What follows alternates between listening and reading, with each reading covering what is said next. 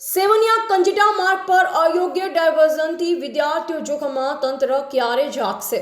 ધાનપુર તાલુકાના સેવનિયા કંજીટા માર્ગ પર પુલના બાંધકામના કારણે બનાવવામાં આવેલ ડાયવર્ઝન અયોગ્ય અને અસુરક્ષિત હોવાના કારણે ગ્રામજનોમાં ભારે રોષ ફાટી નીકળ્યો છે.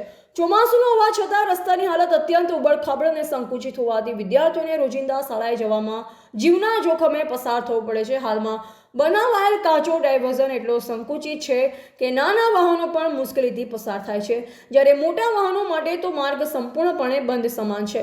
પરિણામે લખણા, ગોજિયા, ચંદરપુરા, ગુમલી અને પીપરિયા ગામના વિદ્યાર્થીઓને લાંબો ચક્કર મારી ચાલતા 5 કિલોમીટર પગપાળા શાળાએ જવું પડે છે.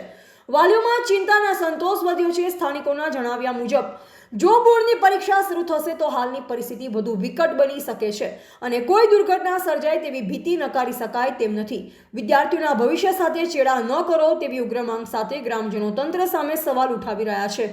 ગ્રામજનોની મુખ્ય માંગણીઓ વિદ્યાર્થીઓ માટે તાત્કાલિક સુરક્ષિત અને સમતળ માર્ગની વ્યવસ્થા કરવી, મોટા વાહનો સરળતાથી પસાર થઈ શકે તેવી પહોળાઈ અને મજબૂત ડાયવર્ઝન બનાવવું, સંબંધિત અધિકારીઓ સ્થળ પર મુલાકાત લઈ ત્વરિત અને કાયમ ઉકેલ લાવો. ગ્રામજનોનું કહેવું છે કે વિકાસના નામે બનાવવામાં આવતા કામોમાં જો મૂળભૂત સુરક્ષા જ ન હોય તો તે વિકાસ નહીં પરંતુ અવ્યવસ્થા ગણાય. હવે જો તંત્ર તાત્કાલિક પગલાં નહીં ભરે તો આવનાર દિવસોમાં ગ્રામજનોને ઉગ્ર આંદોલનનો માર્ગ અપનાવવો પડે તેવી ચેતવણી પણ ઉચ્ચારી છે. બોલો જય આજ રોજ અમે આ જે કંજેટા સુધી અહીંયા મોટા પુલનું કામ ચાલે છે તો ડાયવર્ઝન માટે વારંવાર રજૂઆત કરવા છતાં કોઈ કામ કરતા નથી અને અમારા જે બાળકો છે 3 કિલોમીટર સુધી 3 થી 3.5 કિલોમીટર ચાલીને જવું પડે છે. હાલ પરીક્ષા ચાલતી હોય, બાળકોને ઘણી તકલીફ હોય તો અમારું કેવું છે કે ભાઈ વહેલી તકે ડાયવર્ઝન કરો. આજે બી આ બસના ડ્રાઈવરને હાથે રાખી અને એટલી ખરાબ હાલત છે, નીકળવા કોઈ સાધન તૈયાર નથી.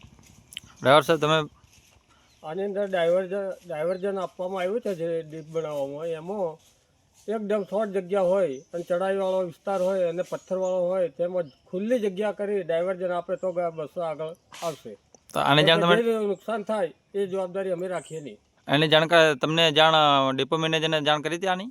હા, ડેપો મેનેજર જાણ કરી છે ને. તો શું કહેવાય છે? ડેપો મેનેજરને જાણ ડ્રાઈવર બંધ કરી હતી ગાડી, તો મેં મેંદરી સુધી રાખી હતી કેમ કે ગાડી જાય એવી હાલત નથી. તો સાહેબ એમાં ડેપો મેનેજર બી કહેવાનો મતલબ કે આ તો વાહન છે, આ આટલું ચડાઈને આવા ખરાબ રસ્તાની અંદર ડાયવર્ઝન વ્યવસ્થિત હોય તો જ ગાડી ઉપર આવશે. ઓકે. કઈ જાઓ છો તમે? કંજેટા ભણો છો તો કેમ ચાલતા જાઓ છો?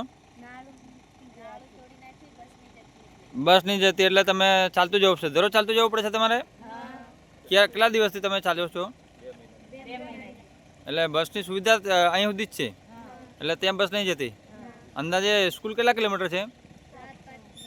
4-5 કિલોમીટર છે. રિપોર્ટર કિશન મોહનિયા, દાહોદ.